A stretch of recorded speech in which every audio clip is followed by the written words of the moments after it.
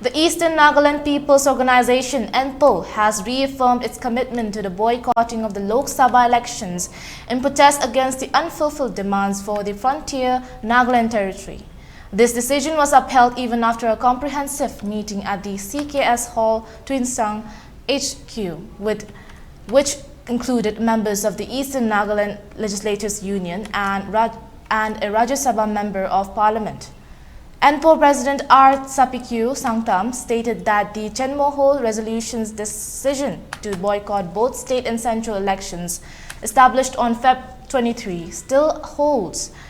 During the meeting, an appeal was made by NLU for ENPO to reassess its elections boycott decision. However, no changes were made.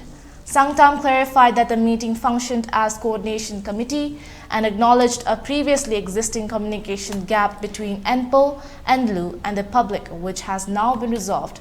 The state of public emergency in the eastern region will continue, as mentioned by Sangtam.